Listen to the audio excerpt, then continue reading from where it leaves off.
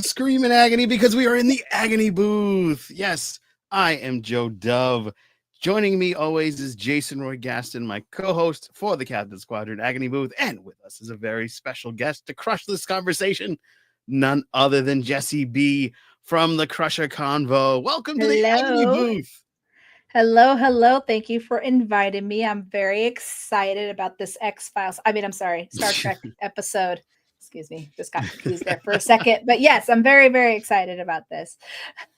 Yes. We landed on an episode that was very Dr. Crusher based. So I said, it'd be a good idea if we invite the Crusher combo herself right on over.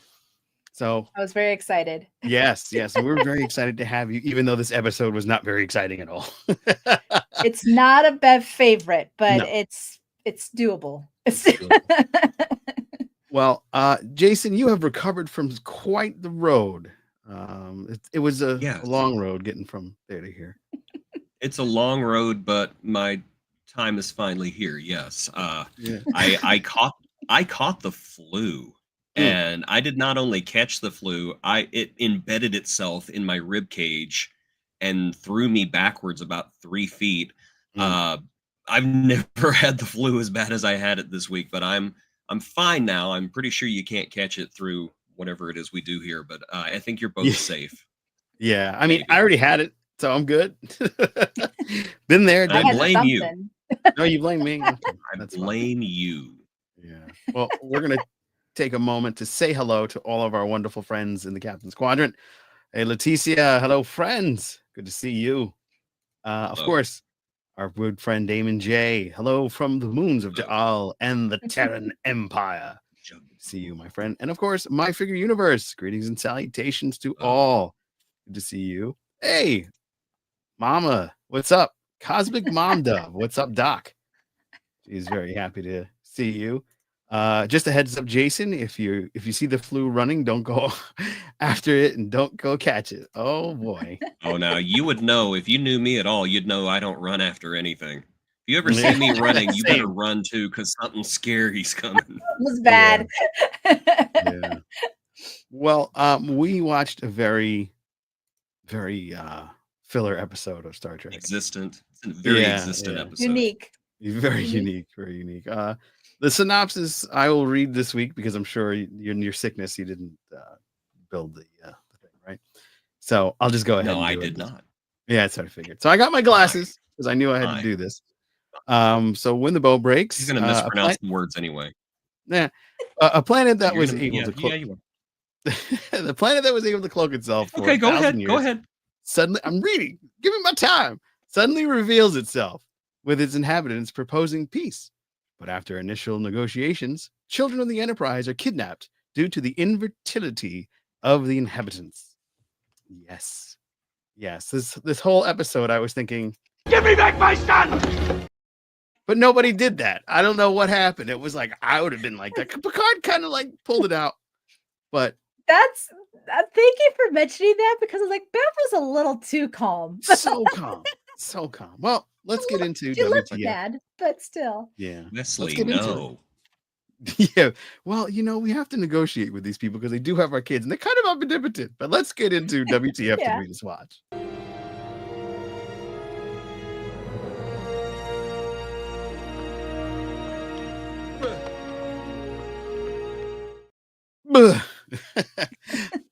All right. WTF did we just watch? What the F did we just watch? Jason, you want to take it away before our guest? Oh my God. Well, what we just watched was basically a condemnation of the entire premise of the first season of Star Trek: The Next Generation. Why the hell with them on the Enterprise out into who knows where to do who knows what to meet who knows who? These are children. You don't take children on a ship going where you've never gone before. I mean, yeah, it's a nice idea for a ship that goes back and forth across the solar system. That's fine. It's the solar system. It's only threatened during season finales. But whenever you're just like in the stuff the whole time, leave the kids at home. And I think that this episode didn't really it just shows how neglectful and the hubris that goes along with that idea of just, yes, the Enterprise is a city in space where we can take our children with us. That's such a bad idea. It's an awful idea. It's a terrible, awful, terrible idea. And I'm kind of surprised that the Enterprise crew wasn't called out on it. I wanted to see one of the Aldeans just say, yeah, we took your kids. They're safe here. Are they safe on your ship, you monster? Consider us CPS. We have taken your children and we've made them safe. Yeah, it's not scary down here, Mom. This place never shakes. Yeah. But okay, but the episode itself, I'm sorry, I had to get out on that. No, thing of with course. I understand it. Yeah. I'm sure as a father, I get it. Yes. This episode had. You okay? Oh, you're there. We Your see face is you. moving. Okay, I'm getting some There you go. interference on this side. The Aldeans must be raising their cloaking device. It had some Maybe they interesting don't agree ideas, with but you. it was ideas we've seen a million times before. Yeah.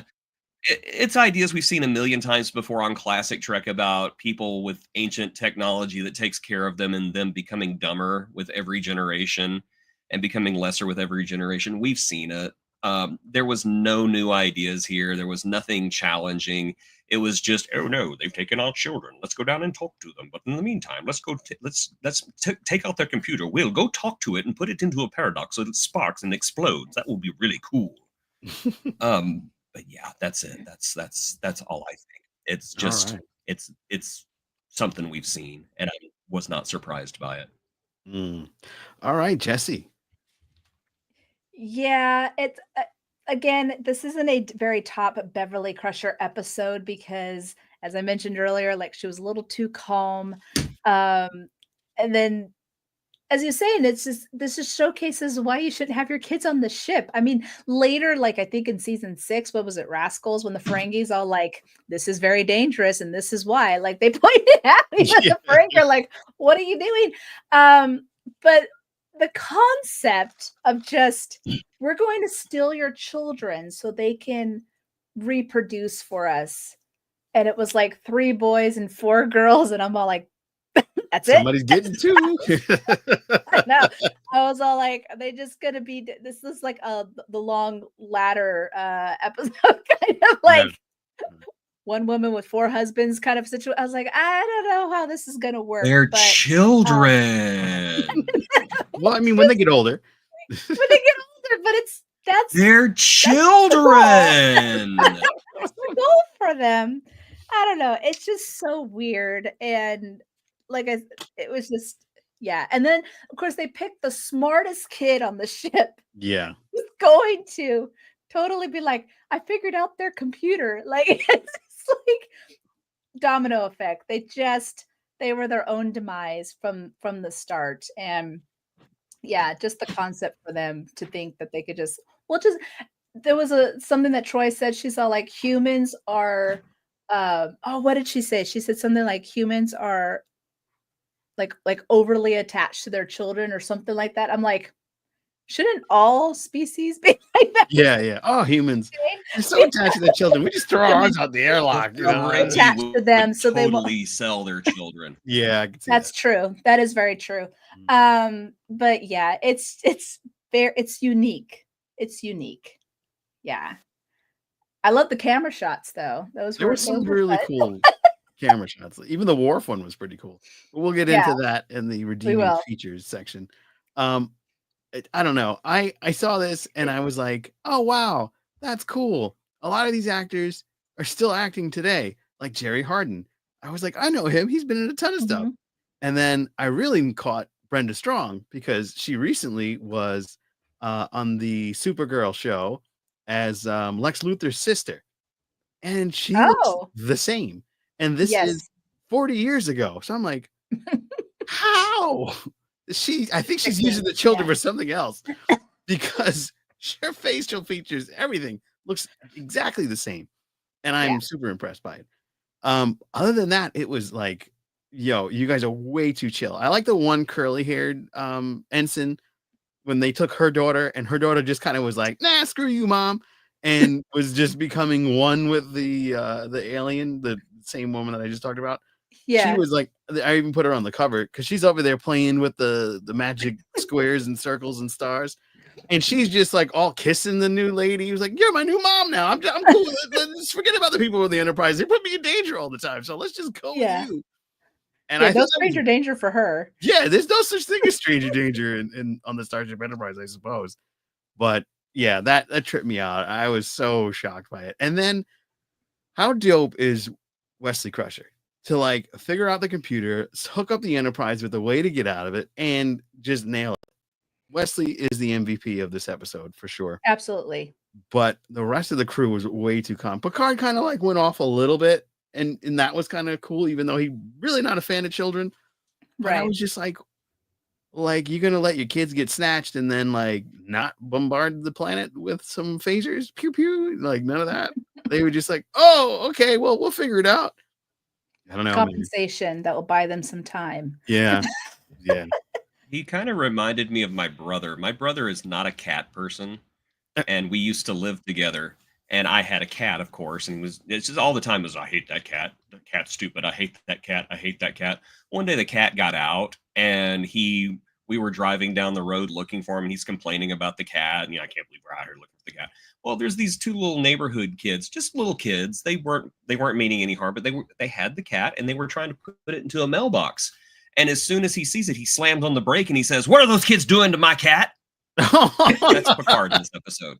Yeah, that's exactly I hate children. right. They have no business being on a starship. What are they doing with my children?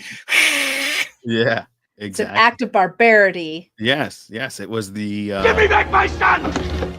moment of the episode for sure. Yeah. Yeah. I mean, and Beverly did do her part in the sense that she figured out what was wrong with them. Right. She saved But the day. she did save the day in that sense. But Wesley, as you say, being the MVP because he kind of just prolonged it, like where they were on strike and he's like trying to keep them together and not separated and stuff. Like he was taking care of those kids like right off the bat. Yeah, totally. All right, let us move on to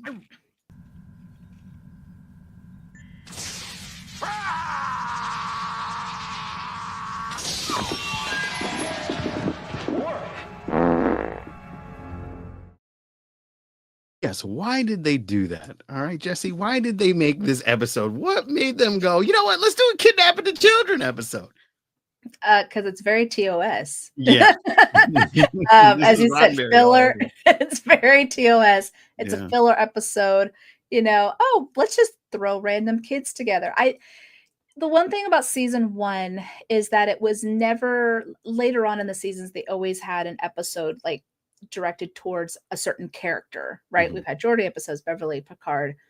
And the first season, it was all like everyone together, except for Tasha for some reason. But it was like always a group effort situation. But there's not many situations that you could put in a group effort, right? Yeah. So, they just were trying to figure out whatever they could. And this just didn't stick the landing because it just didn't make sense. I feel like just the concept of them just saying, we're just going to steal your children and we'll raise them and get them older and then they'll have babies and then we'll continue on and I'm all like, but then they're going to be all siblings and this is going to be really not good with only 7 kids. So it's season 1, man. I don't even know what else to say. It's just like it's season 1. They're trying to figure it out.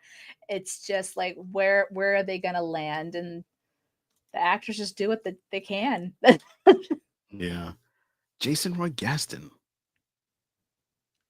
Oh, why would they do that? Well, they're trying to capitalize on the premise of the show that the Enterprise is a ship with families, and the problem is the idea that the Enterprise is a ship with families is a bad idea. And so this episode is built on a bad idea, and therefore it is a bad episode.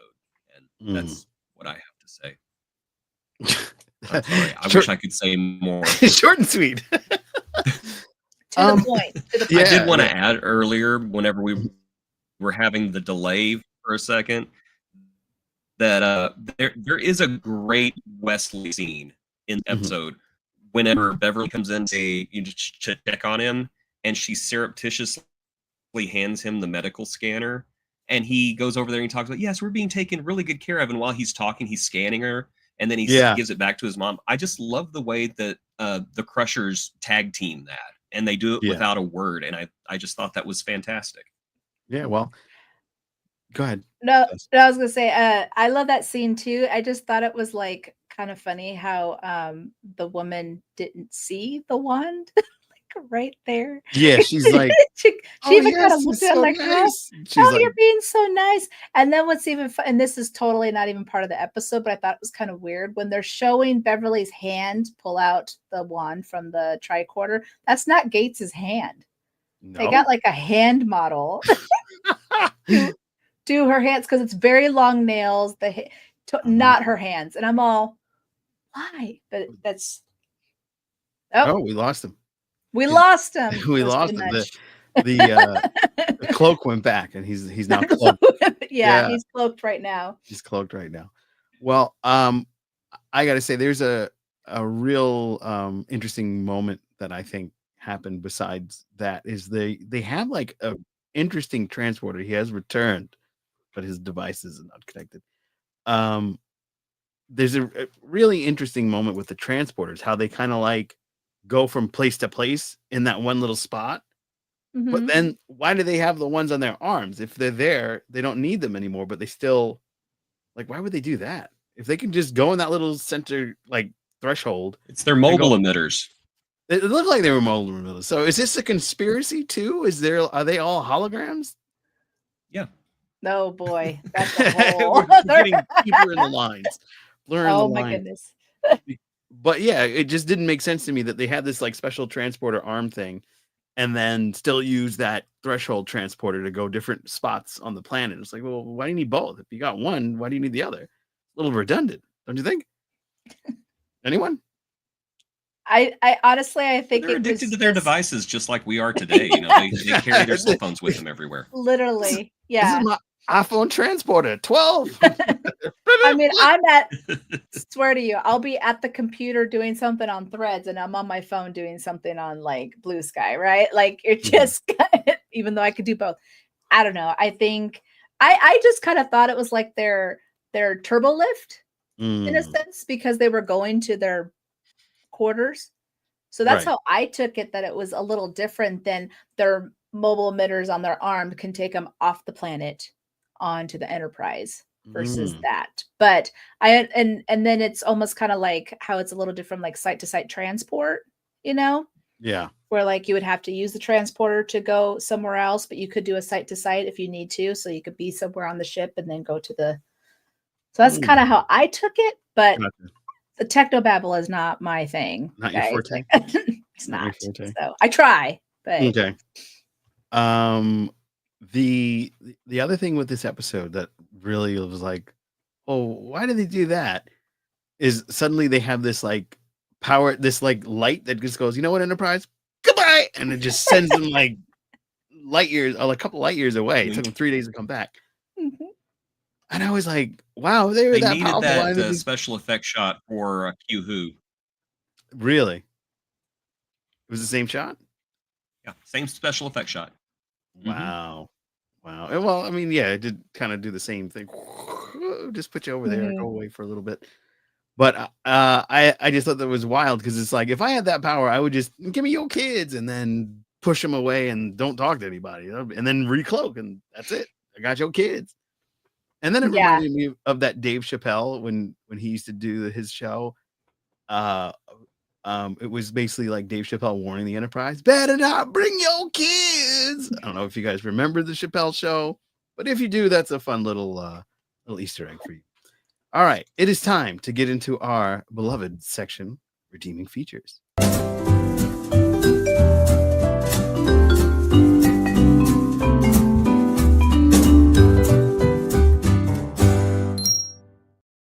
Now, nothing like the twinkle of Tom Paris's eye.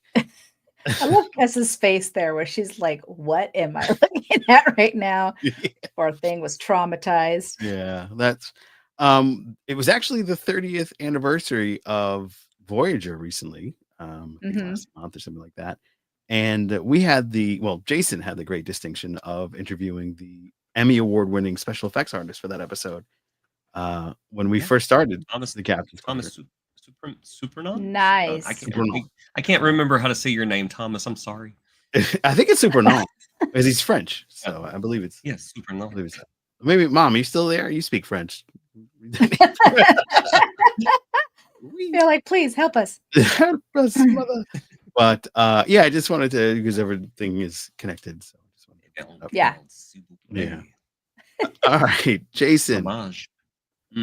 Redeeming features. I know you talked about Wesley, but were there any others? There were a couple of ideas that I kind of liked. It's kind of a dark thing, but I liked the idea that another alien race would think that children were a tradable commodity. I don't know, just the idea of, wow, why are you guys so attached to these things? Just let us have some. You can always make more. It's kind of fun doing it. Have you tried it? I like that, even though it was very heavy-handed, that it was a allegory for, the damage to the ozone layer and pollution and taking responsibility for technology. I really like that. And as I said, it had some really good character moments for Wesley, because everybody always gets down on Wesley and Will in the first season. And could they be annoying? Yes, both of them could be, Will and Wesley. But I really thought Wesley shined in this episode. I liked seeing him take a leadership role. I liked seeing him use his intelligence not to save the ship, but just to be a leader. And I really wish that he'd been given more opportunities like this.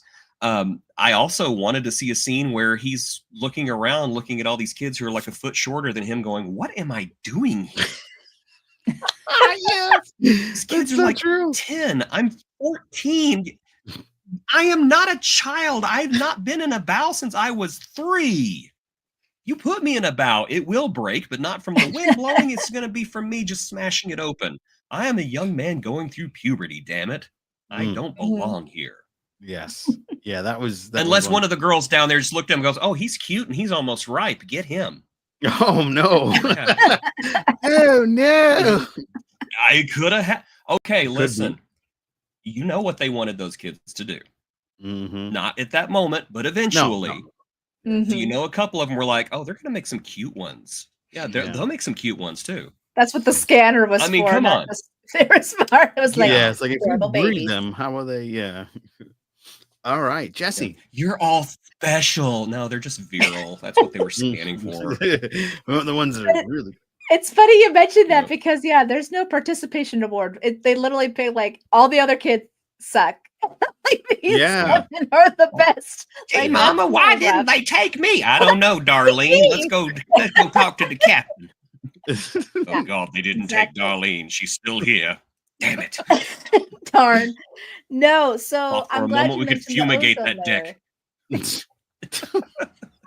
glad you mentioned the ozone layer, because I thought that was interesting too, because she said 21st century ozone layer, things like that. I was like, oh, nice that they added that. And also about how they heavily relied on technology, which we're seeing that now, right? Yeah. So I liked this episode's almost 40 years ago, and they had that idea that this could be a problem.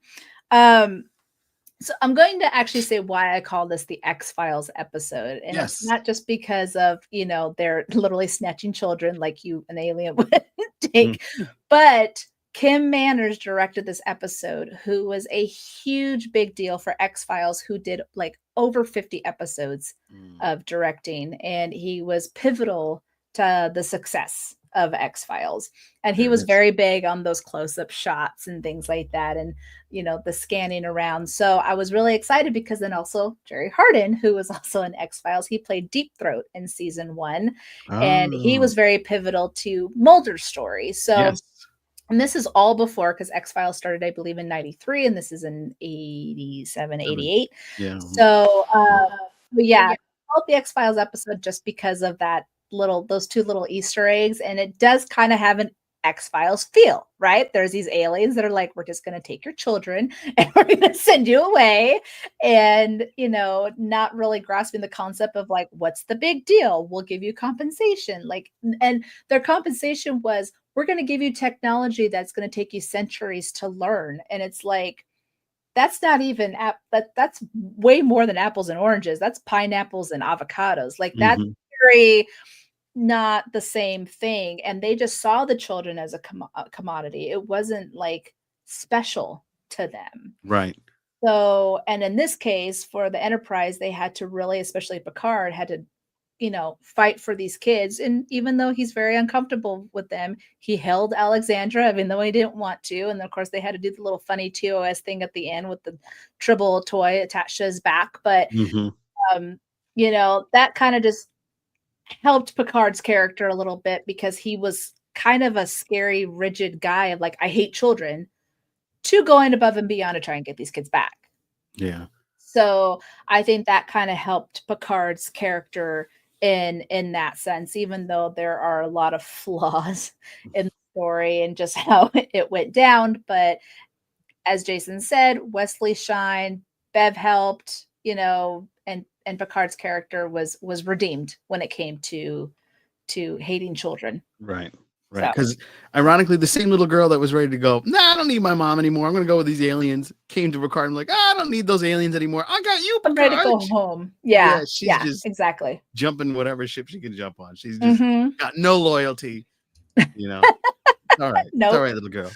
But one of the things that really stuck out to me regarding this episode was the fact that Picard and crew were legit.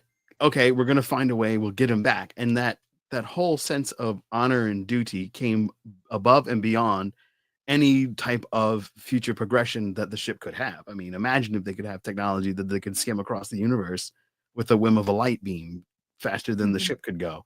Pretty dope. Hey, you can just have this little square iPhone 12 and go anywhere you want.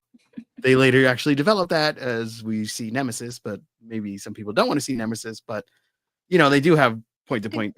I love Nemesis; it's still one of my favorites. I'm fine with it. Yeah. But some of those technologies, they probably said, we could try to do that. But they didn't want to give up anything about that, and that's an admirable commodity. I think it was fantastic that Picard shows that type of gusto and is willing to do what he needs to do in order to get those kids back. Give me back my son. So let us say hello to a few folks in the chat. We want to say only they can get the signal through, and that's redeeming feature. I enjoyed the father telling the kid that he still has to do his calculus. We all had to do calculus, so do you. Yeah, only they can get the signal through. Of course, this is Star Trek Idiocracy. My Figure Universe says the show is definitely trying to find its feet in this episode for sure. And of course, my good buddy gets my Chappelle Show reference. Better not bring your kids. And then my mother does say, "Oui, j'ai beaucoup un point français." So I probably butchered that, but who knows? If you don't speak French, maybe I said it right. I don't know. Yes, my friends. Thank you so much for taking part of our conversation. And if you are new to the channel, please be sure to like, share, and subscribe. These things help us grow. We've had a litany of new friends follow us on YouTube and Blue Sky. We appreciate all of you. And if you could just kind of take part in the journey, come hang out with us every Friday at 9 p.m. as we do a bunch of fun stuff. Now, it is time. It is time to venture into the wheel. The Wheel of Agony.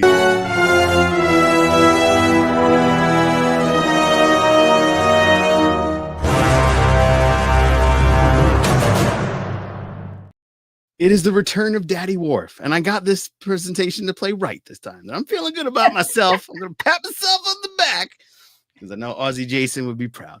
Or he would say, you messed it up, you bugger. I don't know. Oh, you could say it. How would Aussie Jason react to this? He would probably just say, bleh. What do you say, Jason? Roy Gaston. Nope. All right, so we're gonna move on. We're gonna spin the wheel. We have added a new episode, and let's see what we end up on. It is the February, the Love Month, Black History Month. So it will fall into something in that realm. We do have some green ones, just so you know. The green ones are not agony booths. They're kind of like an ecstasy booth. But Oh, yeah. And I think we have like a couple of episodes we never finished because of the strike. The second season of the Strange New World. So let's see where we landed. And boom. Too short a too season. short a season. Oh dear Lord Almighty. Yes. Jason, if you please. You're muted, by the way. There we go. I rejoined at the wrong time. Okay. The Enterprise transports an elderly Starfleet admiral to negotiate a hostage crisis. When the admiral takes a de-aging drug, he endangers both his life and the mission. I'm just gonna say it right now. Worst guest star ever. This is the one. Oh, Cardis, right? That guy. Yeah. Yeah, I remember this one. That was a weird one. Yeah. Very weird. Yeah, I'm in the beep beep chair that Pike rode around in. I felt so bad for the wife in this episode, man. Yeah. She was on the dark and she got her whole life screwed because of him, man. Oh man. Yeah, when I saw this on the wheel, I was like, oh no. Yes, it was one of those for sure. Yeah. All right. So we're gonna go into the aftermath, and then of course we'd like to hear about the Crusher convo. We were just talking about you. Everybody hates you. Congratulations. Now I hope that people see that and go, Section 31, boo, and then don't start leaving. Stay. We want to hear about our guest, Jesse B from the Crusher Combo. Please tell us all about your show. Well, hopefully I'm not as bad as Section 31. So please hang out with us. But no, yes, my podcast is Crusher Combo, where I deep dive Star Trek, all of Star Trek, through the eyes of Dr. Beverly Crusher and the Crusher family. And season 3 is starting up on February 21st. Perfect. And I'm going to have special guest Lori from Trek Movie. And we are going to talk about Holodeck Fun and the Bride of Chaotica. So I'm very excited about that. But I started to think that we kind of are a double feature because I am 5 p.m. on Fridays, 5 p.m. my time. So it's 4 p.m. Eastern? Pacific Standard Time. Oh, you're in Cali? And then I'm in Idaho, actually. So I'm okay. Mountain. Yeah. So 4 p.m. Pacific, but then you guys are 6 9 p.m. Pacific. So Yes. yeah. So you see me first and then head over to Captain's Quadrant and you get a double feature. There you go. So, Fill all that Trek void right in there. all that Trek stuff on Friday night, right before the fun weekend. But Yes. yeah, check me out. See me on YouTube. I'm on Threads, Instagram, TikTok, and Blue Sky. So Yes. And then we've known each other quite a long time off of the former Twitter space. And I'm glad that we finally got to connect and talk Trek together here in the Agony booth. It's been a blast. That was loads of fun. Thank you for inviting me. Absolutely. And like my figured verse is back-to-back Trek fun on Friday nights. Yeah, there you go. Absolutely. What would you say? Just a couple of questions before we go. What would you say is your favorite Bev-centric episode? Bev-centric? Mm-hmm. Jason, cover your ears. Uh-oh. It's Sub Rosa. Oh, wow. Oh my God, I know what she's gonna say. She said Sub Rosa. Yes. Yeah. The naughty candle episode. The naughty candle episode. Bev gets a groove back. There you go. No, it's just because I do see it differently. Okay. It is not a typical Trek show. It's very campy, but I tend to twist it around to make people understand that it's more of an addiction, manipulation, and abuse story Mm. than that there was no ghost, there was no sex, there was no love story, and it was all about manipulation. So what I liked about it is just that Beverly fought against that to save Picard and Geordi and Data. And she went through a lot of emotional and mental abuse in order to fight back and save her family, which would really be Wesley, because he's a Howard too, like I'm just saying. So I just think it really actually showcases her strength and her vulnerability, and just to say that, you know, she's also human. She also makes mistakes, but she rose like a phoenix in the ashes of it. So you know, sometimes when there's a little bit too much of the banging a ghost memes, I'm like, I try. I'm like, no, it's not. But I hold back because I'm 30 years late to the party, and people have been making Sub Rosa jokes for the beginning of time. But it's fine. But that would be my all-time favorite of hers. Okay. And how excited were you for her return in the Picard season 3, where she got to be a badass finally? Because that was long overdue. Well, it's funny as you mentioned that my new mug here. There she is. I saw that. Yeah. And I love the way they did her hair, where she had like the gray, the rogue look. Yeah, the rogue look, exactly. Well, I had just started watching Star Trek out of a whim. My husband's been trying to get me to watch for 18 years. Wow. And he's a huge TNG fan. And finally I got it like a box set for Christmas, and he was watching it and it kind of caught my eye, and I was like, cool. And I deep dived in TNG, and that was in February of 22.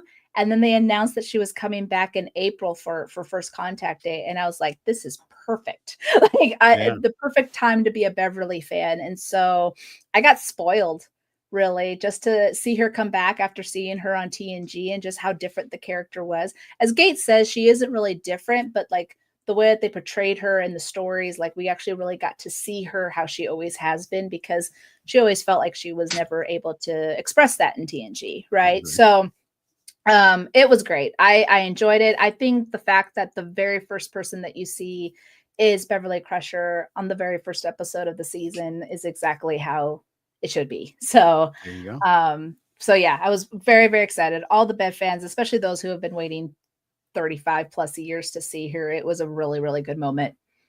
There you go. Absolutely. Jason, a question for you, sir. Do you have a Bev-centric episode that just sticks out in your head that you love? Yes. That's obviously not Sub Rosa. If I can, our connection is not good. Right. No, I noticed that. Oh, easily. Yes. Remember Me. That one's my favorite Bev-centric episode. I just think that was just a highlight of Gates McFadden's talents right there. And it was an exciting episode too. Yeah, that's a top 20 episode for TNG for sure. Yeah, Absolutely. it is. Absolutely. All right. And then one last thing I'm going to mention is we both had the opportunity to meet Gates McFadden in person. I was shocked at how friendly she was. You guys are like sounding like you've been hit by lightning. Yeah. Oh, she's super nice. And what was your experience like when you met her? Did you have a long line like I did and everything? So my experience was interesting because I decided to go to Vegas in 2022 after I saw TNG for the first time. And at first meeting her, it wasn't a great experience for me, not because of her. She did nothing wrong. I got nervous and I felt like I just made a complete idiot of myself. And I was like, what the stupid idiot. But because of social media, I had already been posting videos and stuff like that. And so Gates had already noticed. And the next day I had to come back because I had forgotten one of my artworks to get signed. And she looked at me. She's like, why didn't you tell me you were that Jessie? And then she started talking to her handler. And she's like, this girl's been doing this. And she just was like making me like I was this amazing person. Nice. But it made me feel good because I thought, okay, I wasn't an idiot yesterday. That's just the anxiety talking. And so she made me feel at ease at that point. But the second time when I saw her, what was fun is that I was waiting in line. She hadn't shown up yet. When she came, she saw me and she's like, I know who that is. And she dropped everything and she walked around and passed a couple people that were ahead of me. And she just said, I just want to stand here and look at you. And she was just like, and she's like, and I want to give you a big hug. Oh, wow. That's And amazing. and she's just been super sweet and very supportive. She knows that I do the podcast and she knows how I've been, you know, doing like my videos. My videos is what I love to do, to create stories out of my videos. And so she's just been very appreciative and just extremely sweet. And so then I got to interview her in December and she was like, hi, Jesse, how are you doing? I'm like, I'm great, you know? And so, yeah, she just loves the fans and she loves the support. And she just is, I like to call her the matriarch of Star Trek now, because she's so supportive even for all the newer actors that are coming into the franchise. And she's just great all around. Like there's really nothing else that you could say. Right. Yeah. So I'm going to pass a revelation. When I initially saw Star Trek The Next Generation, I had a crush on Crusher and of course Deanna. So it was seeing all those years into my mind, I'm like, oh wow, yeah, I remember I really had it. And seeing her in person, even though I was with the missus, like, yeah, she held up really well. She looks great. It looks great. Yeah. So that was just a fun moment in time. It was like, Oh, wow, I'm sure. I'm getting to meet all these people I've seen on TV and be on stage with them in some cases, as we did in last summer. But unfortunately, Jason Roy-Gaston had a plane delay and couldn't join us on the stage for that. Oh no. Yeah, that sucked.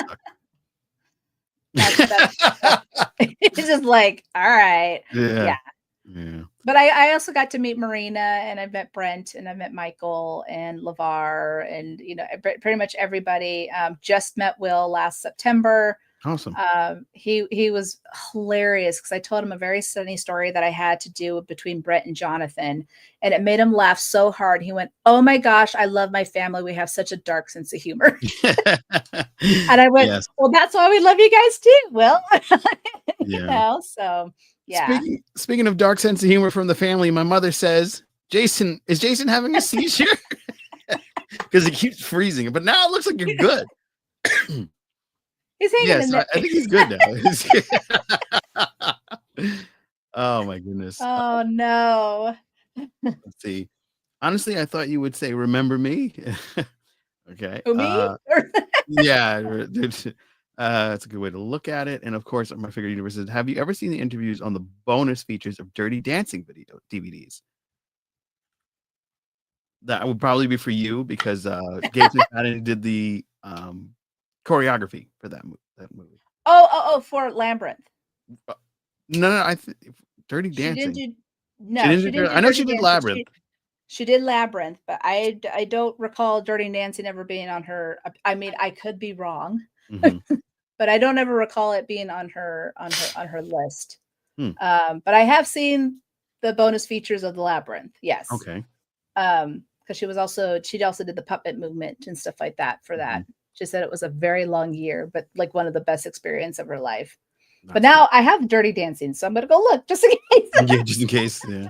Just in case. Maybe I missed something. Great segue because speaking of dancing and puppets, we interviewed the puppeteer and animatronic creator for Labyrinth.